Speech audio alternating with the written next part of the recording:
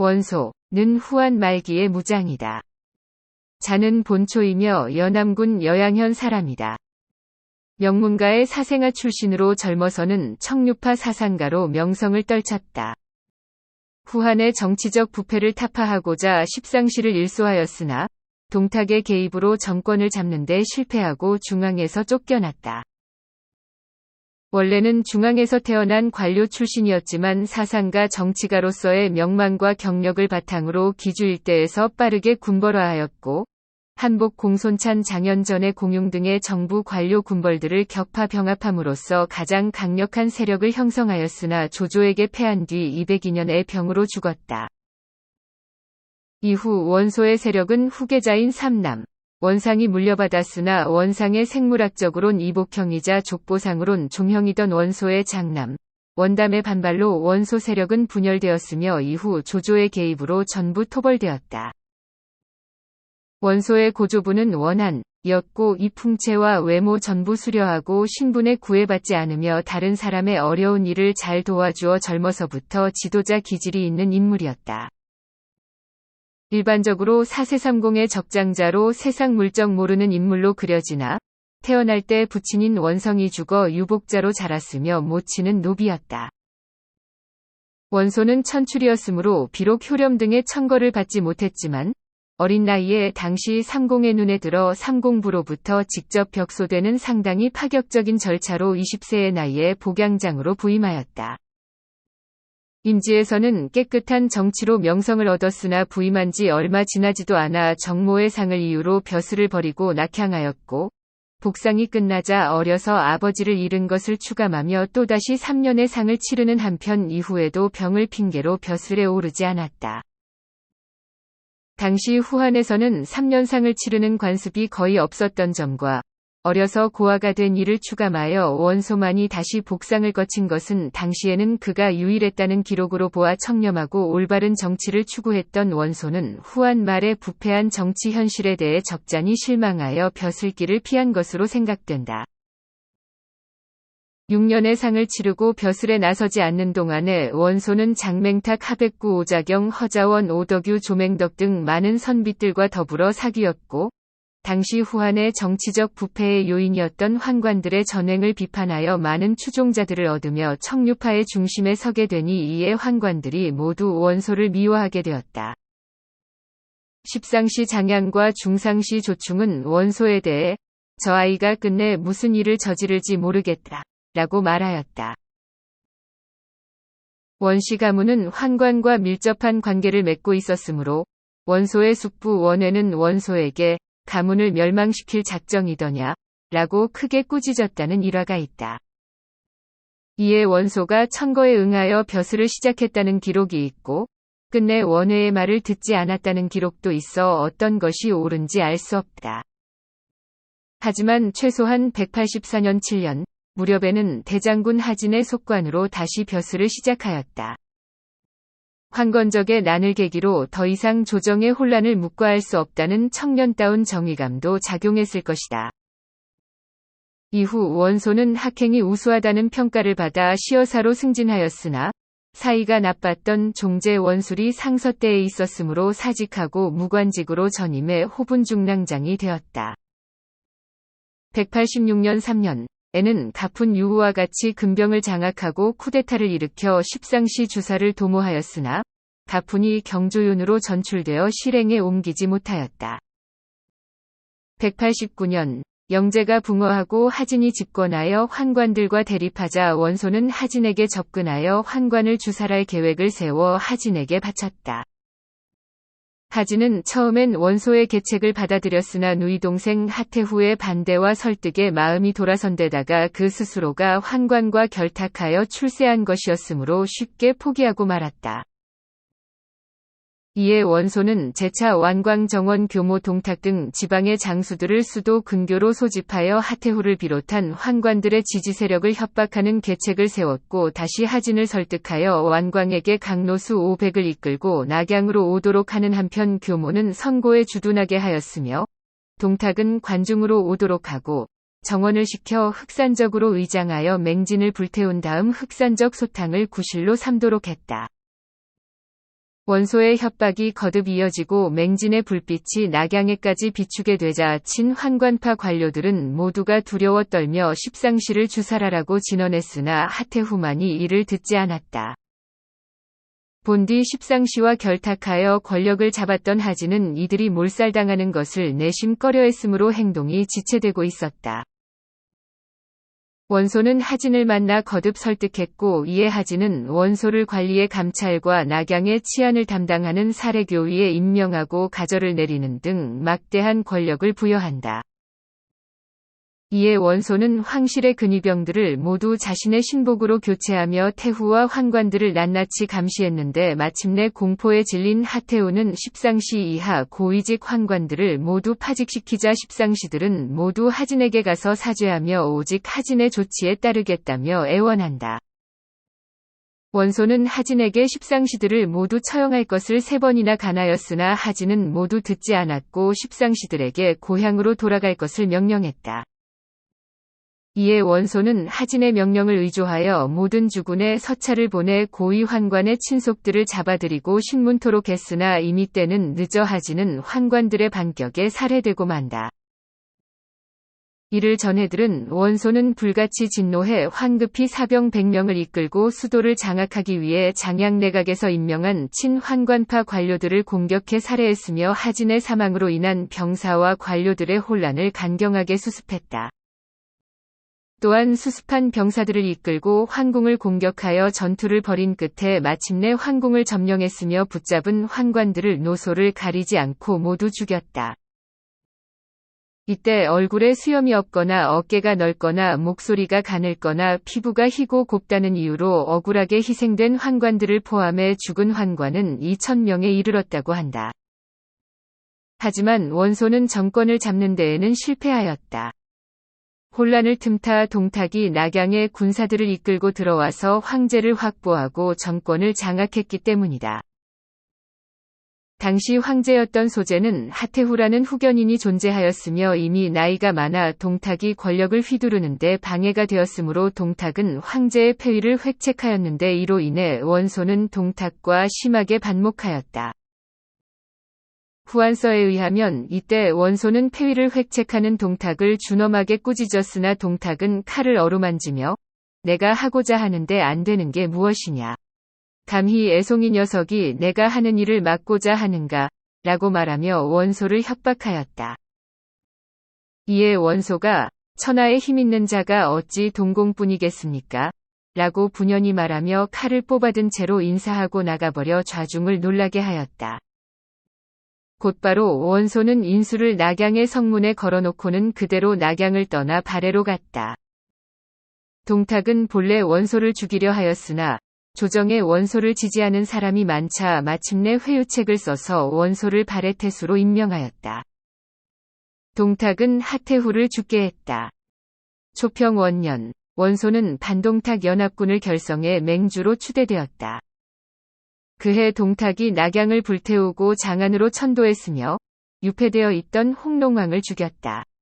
원소는 이에 대항하여 유우를 황제로 옹립하려고 계획하였다. 곧이어 기주목 한복과 공모하여 장기 피류를 유우에게 사자로 보내 제위에 오를 것을 권하였으나 유우는 이를 완강히 거절하여 무산되었다. 결국 구심점을 잃은 연합군은 동탁과 자웅을 가리지 못한 채 붕괴되고 만다. 동탁은 제후를 진정시키기 위하여 음수, 한융, 호모반, 오수, 완괴 등을 각지에 사자로 보냈다. 원소는 한해태수 완광에게 음수와 오수를 죽이게 하였고 오직 한융만 명성과 덕망이 있었기 때문에 살아남았다. 초평 2년, 공손찬이 동탁토벌을 명분으로 한복이 지배하는 기주를 침공해 한복을 격파했다. 이때 원소는 기주목이었던 한복에게 부득이하게 종속되어 견제, 감시를 받는 입장에 있었으나 배후에서 공손찬의 기주 공격을 조장한 흑막의 장본인이기도 했다. 한복이 패배하여 지배력이 약해진 틈을 타 영내에선 반란이 일어났고 흑산적 장현을 비롯해 어부라 장양 등의 군벌이 기주를 넘보았는데 원소는 이들을 모두 격파하였으며 패퇴한 장양 어부라는 원소에게 항복했다. 이로 인해 기주 내에서 위세를 얻은 원소는 이를 바탕으로 한복을 설득하며 또한 협박했다. 겁에 질린 한복은 결국 원소에게 기주목의 자리를 양도한다. 원소가 한복을 협박하여 기주를 빼앗는데 이용당한 셈이 된 공손찬은 원소와 대립하고 있던 사촌동생 공손호를 파견하여 원술과 우호관계를 맺었다. 원술은 송경과 공손호를 파견해 원소의 간접적인 세력권 내에 있던 양성을 공격하였으나 오히려 패배했을 뿐만 아니라 공손호는 날아온 화살에 맞아 전사했다. 이에 공손찬은 더욱 대노하여 원소를 칠 것을 다짐하고 반하에 군대를 주둔시켰다. 당시 공손찬은 하북에서 가장 강력한 세력을 형성한 군벌이었으므로 원소는 직접 대결을 피하고 바레테수의 직위를 공손찬의 종제 공손범에게 양도하면서 공손찬을 회유하려 하였으나 공손찬은 청주 서주 일대까지 세력을 확대하여 더욱 강성해졌고 마침내 기주를 공격했다.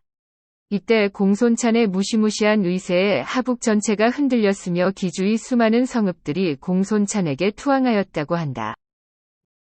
이를 좌시할 수 없었던 원소는 마침내 직접 군대를 거느리고 나와 공손찬과 일전을 벌인다. 당시 막 출범한 신생 세력에 지나지 않았던 원소는 공손찬에 비해 군대의 수와 장비, 훈련도 등 여러 면에서 압도적으로 불리하였으나 반하, 개교에서 거듭 벌어진 회전에서 공손찬을 크게 격파하였다. 이때 공손찬의 진영이 무너지자 승리를 확신한 원소가 방심하여 보병 수십 명만 이끌고 공손찬이 패퇴하는 것을 건너편에서 지켜보다가 퇴각하던 공손찬 휘하의 기병대 수천 명에게 포위되고 말았는데 군사 전풍이 원소를 구해 담 사이에 피난시키려고 하자 모자를 벗어 집어던지며 대장부라면 응당 적에게 돌진하여 죽는 것이 마땅하거늘 어찌 담장 사이로 몸을 숨긴단 말인가 라고 말하며 나아가 싸워 이에 모든 병사들이 분발하였다. 공손찬의 병사들은 적의 병력이 너무 적었기 때문에 이들의 지휘관이 원소일 것이라고 생각지 못하였고 의외로 강한 저항에 부딪히자 기가 눌려 퇴각하였다. 공손찬은 비록 개교 전투에서 대패하였으나 이후에도 거듭 군사를 일으켜 원소를 공격하였다. 전투는 여러 곳에서 한동안 계속되었는데 마침내 원소와 공손찬은 평원군 일대에서 다시 만나 회전을 벌였고 여기서 공손찬은 또다시 원소에게 대패하였다. 다급해진 공손찬은 초평 4년 초에 원소와 화친을 맺었다. 초평 4년 흑산적의 총수 장현은 원소와 공손찬이 싸우는 틈을 타 원소의 근거지인 업을 습격하여 의군태수 율성을 죽였다. 이때 원소군의 수뇌부는 공손찬을 격파하고 화친을 맺어 박낙진에서 전쟁이 끝난 것을 축하하는 연회를 열고 있었는데 업이 함락되었다는 보고를 받자 자리에 있던 사람들은 모두 경악하였고 혼란에 빠졌으나 원소는 평소의 모습을 전혀 잃지 않고 태연자약하게 행동하였다. 혼란을 수습한 원소는 업으로 진격하였고 창암곡에서 흑산적 두목 우독과 장안에서 임명한 기주목 호수를 격파하고 1만 명을 참하였으며 녹장산에서 좌자짱팔의 군대를 전멸시켰다. 또한 다시 청우각 이대목 황룡 좌교 유석 우적은 등을 공격하여 대파하고 수만 명이 수급을 얻었다. 업은 3개월 만에 수복되었으며 이후 흑산적과 교전을 거듭하여 이듬해에는 상산에서 장현까지 격파하였다. 장현은 상산전투 이후에도 원소의 집요한 군사 외교적인 공격을 받아 점차 몰락한 것으로 보인다. 공손찬은 화친을 맺고 후퇴하였으나 장현의 공격으로 원소가 위기에 몰리자 곧 이를 파기하고 다시 원소를 공격하였다. 하지만 공손찬은 이 무렵부터 평소에 과격하고 잔인한 성품이 더욱 두드러지고 명망 높은 황족 유우를 죽인 일로 인해 신망을 완전히 잃었으며 내부 문제에 시달렸으므로 더 이상 대대적인 공세를 취하지 못하였다. 장현과의 싸움을 끝낸 원소는 유우의 아들 유화를 앞세워 공손찬에게 공세를 펼치기 시작하였는데 공손찬의 악정에 시달리던 백성들은 열광적으로 이를 맞이하였다. 또한 원소는 오환 선비 흉노를 비롯한 북방의 기마민족들에게 우호적인 자세로 유화책을 펼쳤고 평소 공손찬의 강경책에 시달려오던 이들도 원소에게 적극적으로 호응하여 공손찬을 공격했다. 흥평 2년, 포구에서 원소군과 전투를 벌인 공손찬은 참패하여 수만 명이 군사를 잃었고 각지의 반란으로 인해 그 윗세가 극도로 약해져 몰락하기 시작하였다. 이후 공손찬은 역경의 요새를 짓고 수비에 전념하였다. 초평 3년, 동탁이 여포에게 살해된 이후 동탁의 잔당이각 등이 장안에 내습하여 조정은 일대 혼란에 빠지게 된다. 흥평 2년, 마침내 헌제는 이각 곽사에게서 벗어나고자 장안을 탈출하여 낙양으로 향한다. 이때 참모 곽도는 황제를 영입하여 우리들의 세력권 내에 있는 마을로 천도를 해야 한다고 진언했으나 원소는 동탁이 임명한 헌제의 정통성을 인정할 수 없었던 데다 황실은 이미 쇠락하여 다시 일어설 수 없다 여겼으므로 이를 받아들이지 않았다. 이듬해 헌제는 조조에게 보호받는 처지가 되었는데 그때까지 평범한 군벌 수준에 지나지 않았으며 심지어 원속의 군벌로까지 분류되던 조조는 황실의 권위와 명망을 되살려내는 데 성공하며 명분을 얻었고 그때까지 원소가 누려왔던 명분적 우위를 뒤집어 버렸다. 본디 군웅할 것 초반의 조조는 식경과 안목에 있어서도 별다른 능력을 보이지 못했으며 원소의 도움을 받고서야 군벌로서 어느 정도 성장해 나갈 수 있었다. 조조가 황제를 보호함으로써 크게 두각을 나타내기 시작하자 그때까지 조조를 다소 얕보고 있었던 원소는 그제서야 크게 후회했다고 한다.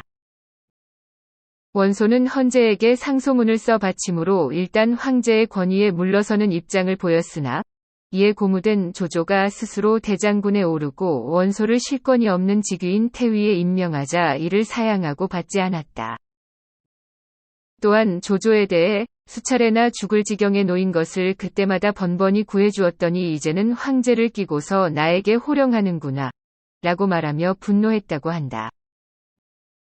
비록 명분적 우위를 차지했으나 당시 세력면에서 원소의 상대가 되지 않던 조조는 이에 크게 두려워하며 대장군의 지위를 포기하고 원소에게 양보했다. 이렇듯 대장군 취임을 놓고 벌어진 원소와 조조의 알력 싸움은 원소의 승리라는 형태로 끝이 났고 헌제라는 새로운 명분 아래의 1인자도 원소가 차지하는 듯 보였지만 양자의 충돌은 이미 시간 문제가 되어 있었다. 원소의 장남 원담은 사치스럽고 교만한 성격이었기 때문에 원소는 이 무렵 후계자 선정에 있어서도 고심하고 있었다. 원소는 막내 아들 원상의 용모와 재능을 아꼈으나 원상은 나이가 너무 어려 후계자로 삼기에 문제가 있었다. 그러나 원소의 총애를 받던 후처 유부인은 미소년이었던 원상을 심하게 편애하여 그를 강하게 지지했으며 원소 또한 원상을 총애하고 있었으므로 마침내 원상이 장성하면 후계자로 삼기로 결심하고 원담을 형의 양자로 입적시켜 자신의 호적에서 패출시켰으며 청주의 도독으로 삼아 내보냈다. 저수는 이에 대해 간언하지만 원소는 오히려 다른 자식들도 각주로 내보내 그 역량을 살펴보겠다 라고 말하며 무시했다. 이때 원소는 원상이 장성하여 후계자로서의 경력과 권위를 인정받기 이전에 자신이 죽음으로써 후계 문제에 혼선이 생길 가능성 따위는 전혀 염려하지 않았던 듯하지만 결과적으로 원소가 병으로 걱정 속에 사망함에 따라 나이가 어렸던 원상은 그 지지 기반이 극히 취약한 상태에서 집권하게 되었으며 원담 또한 청주의 도독으로서 독단적인 행동이 가능한 위치였으므로 이는 원시 일족이 내분에 빠져 멸망하는 원인이 된다. 또한 이 무렵부터 원소는 정권의 2인자였던 저수와 별가 전풍을 대표로 한 기주의 호족 명사 계층과의 대립이 심해졌던 것으로 보인다. 이것은 사적의 건한 원년경을 시작으로 원소가 저수와 전풍의 간언을 거듭 무시하는 부분에서 나타나는데 사료의 부족으로 자세한 전모를 파악하는 것은 불가능하나 확실한 것은 이 무렵부터 원소 정권 내부에서 저수 전풍으로 대표되던 기죽의 인사들이 소외되기 시작하여 급기야는 2인자였던 저수가 탄핵까지 받고 점차 실각되었으며 이와 반대로 곽도 순우경을 위시한 중원 출신의 관록의 인사들이 부각되기 시작한 것이다. 실제로 관도 전투 무렵 원소군의 주요 간부들은 신배 정도를 제외하면 거의 전부가 하남 출신의 인물들이며 이를 봤을 때 원소와 저수의 대립은 지역적, 정치적인 고려와도 무관하지 않다. 원소 진영의 파벌 싸움은 일반적으로 알려져 있다시피 간부들의 거듭된 다툼 속에서 우유부단한 원소가 방관자적 위치를 취한 것이 아니라 오히려 원소가 파벌 싸움을 적극적으로 조장, 개입하며 자신의 반대파를 배제한 것에 가깝다. 이런 점에서 저수와 전풍은 조조의 라이벌이었던 원소의 어리석음을 강조하기 위해 후세에 의도적으로 신격화되었을 가능성도 있다. 건안 4년, 공손찬을 공격해 멸망시키고 그 영토를 병합하였다. 이로써 그의 세력은 기주, 유주, 병주, 청주 등 사주에 미치게 된다. 원소는 원담을 청주자사, 원희를 유주자사, 조카고가는 병주목으로 삼아 각각 통치하게 했다. 건안 5년, 유비가 조조를 배반하고 서주를 점거해 원소와 동맹을 맺은 일은 모처럼 만나기 힘든 혹이었으나 원소는 결정적인 순간에 결단을 내리지 못했다. 조조가 유비를 공격하고 있을 때 참모 전풍이 조조의 배후를 찌르도록 진언했지만 자식의 병을 이유로 허가하지 않아 기회를 놓치고 만다. 결국 유비는 패배하여 원소에게로 도망쳐왔다. 곧 본격적인 원소의 남진이 시작되었다. 원소군은 국지전에서 안양과 문추와 같은 유력 지휘관이 전사하는 등 손실을 입었지만 사실 전황 자체는 순조로운 원소군의 우위로 진행되었으며 철수를 거듭하던 조조는 군세를 모아 관도에서 원소를 공격했으나 대패하여 굳게 진영을 지킨다. 원소는 관도를 포위 공격했으나 조조군 역시 필사적으로 저항했으므로 3개월 가까이 함락시키지 못했다. 하지만 조조가 관도에서 고립되고 전황이 조조에게 점점 불리하게 되자 원소의 선동공작이 효과를 거두어 조조의 세력권 내 여러 곳에서 원소에 호응한 대규모 반란이 일어났는데 특히 예주의 경우는 단지 양안군만을 제외한 모든 군현이 원소에게 호응해 반기를 들 정도였다. 안팎으로 궁지에 몰린 조조는 패배 직전의 위기에 빠졌다. 하지만 이때 반전이 일어났다. 당시 원소의 참모 허유는 자신의 비리가 드러난 것이 두려워 원소를 배신하며 조조에게 원소군 군량고의 위치 등의 기밀 정보들을 가르쳐줬는데 그 결과 오소의 보급기지는 조조에게 함락당했으며 그 책임 소재를 두고 간부들 사이에 충돌이 일어난 끝에 장압과 고람이 원소를 공격하고 진영을 불태워버린 뒤 조조에게 투항했는데 이로 인해 원소군은 대혼란에 빠졌으며 총대장 원소의 생사조차 불분명해졌으므로 사실상 군대는 완전히 붕괴되어 어이없이 괴멸당하고 말았다.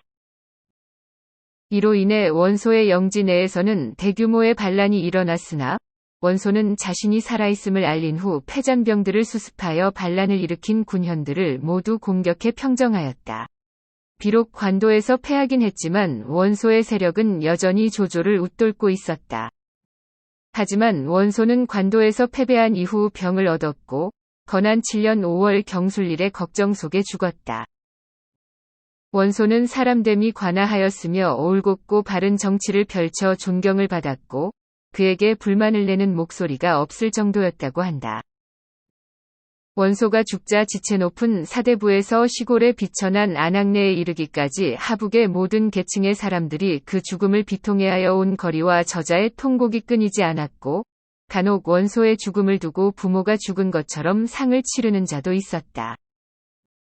비록 원소가 생전 원상을 후계자로 지목하였으나 원소가 죽을 때 나이가 어렸던 원상의 기반은 극히 취약했다. 원담은 노골적으로 원상을 거역하며 대립했으며 결국 실패하게 되자 조조에게 항복하여 조조와 같이 원상을 공격했다. 또한 고간 역시 표면적으로는 원상을 따랐으나 한편으론 은밀히 자립을 획책하여 원상이 조조와 원담에게 협공당하는 위기에 빠지자 원상을 배신했다. 결국 건안 9년에 조조에 의해 업이 함락되면서 원소의 세력은 사실상 와해되고 만다. 원담은 업이 함락된 이후 조조에게 반기를 들었다가 패하여 죽었다. 삼국지연에서는 조홍에게 살해되는 것으로 묘사된다. 원상은 각지를 망명하며 재기를 도모하지만 최후엔 요동에서 공손강에게 살해당하여 그 수급이 조조에게 보내진다. 고간은 조조에게 항복했다가 군사를 이끌고 업을 습격해 전복시킬 계획을 세웠으나 실패하고 호관에서 저항하다가 유표에게로 도주하려 했으나 도중에 상락현에서 왕염에게 살해당했다. 삼국지의 저자 진수는 원소를 유표와 묶어 평가했다. 원소와 유표는 모두 위엄과 무용이 있었고 넓은 도량과 식견이 있었기에 그 당시 이름을 떨쳤다. 유표는 장강 남쪽을 지배하고 원소는 황하 북쪽에 세력을 구축하였으나 그들은 모두 겉으로는 관대했지만 속으로는 질시하고 모략을 좋아하였으며 결단력이 없고 인재가 있어도 등용하지 않고 예의를 버리고 편애를 숭상했으므로 후계자의 시대에 이르러서 고통을 당하고 사직이 엎어졌어도 결코 불행한 것이 아니다. 초나라 항우는 범증의 계략을 듣지 않아 왕업을 잃었는데 원소가 전풍을 죽인 것은 항우의 실책보다 더한 것이다. 진수는 원소를 부정적인 시선으로 바라보았으며 원소의 능력에 대해서는 마지못해 인정하면서도 곧 무자비하게 원소를 깎아내렸다. 또한 그것만으로는 부족하다고 생각했는지 원소가 전풍을 죽인 일은 항우의 실책보다도 더한 일이라고 덧붙였다. 소설 삼국지연의 위 저자 나관중은 원소를 우유부단하고 무능한 인물의 전형으로 묘사했다. 독선적이고 과감한 면모를 보이던 원소는 삼국지연의 대중적인 인기에 힘입어 우유부단함의 상징과도 같은 인물로 인물상이 왜곡되었고 이 시각은 수백 년간 지속되어 현대에도 원소는 우유부단한 인물의 표상으로 널리 알려져 있다. 원소는 연의에서든 정사에서든 좋지 못한 평가를 받고 있다. 후한서 등의 다른 기록을 보아도 원소는 그의 실책보다는 의진을 정통으로 하는 시각의 영향으로 인해 크게 폄하되었던 것으로 보인다. 이러한 시각에서 다소 자유로울 수 있었던 후한서의 저자 범엽은 원소를 이렇게 평가했다. 본디 원소는 호협한 기백으로서 따르는 무리를 얻었으며 마침내는 웅패의 뜻을 마음에 품었다. 천하의 승병들을 이끌며 이로써 의명을 떨치지 않는 것이 없었고 시험에 직면함에 이르러서는 과감히 결단하여 맞섰으므로 이에 날랜 장정들은 목숨을 다투어 그를 따랐으며 깊은 꾀를 가지고 또한 의론에 뛰어나 지혜 있는 선비들도 그에게 마음이 기울어졌다. 성제는 여기서 비롯된 것이 아니겠는가. 또한 원소가 실패한 이유 역시 진수와는 다르게 보았다. 하지만 그는 자긍심이 강해 오만하며 스스로의 기량을 지나치게 과신했으므로 선을 행하는 데에 문제가 있었다. 그렇기에 관도에서 패하기에 이른 것이다. 이들은 직접적으로 원소 휘하에서 활동한 사람들이며 고간 및 장홍 선후보 원소의 아들들의 속관과 원소 사후의 행적만 있는 사람들은 제외하였다. 제외된 사람들은 고간 장홍 선후보 원담 원희 원상 등의 항목을 참조할 것. 신명은 나관중의 소설 삼국지연에 등장하는 가공의 인물이다. 진진이 원소를 섬겼다는 기록은 삼국지연에만 해당된다. 원기 원담 원매 원봉 원상 원성 원술 원안 원해 원요 원유 원윤 원평 원희. 시청해 주셔서 감사합니다.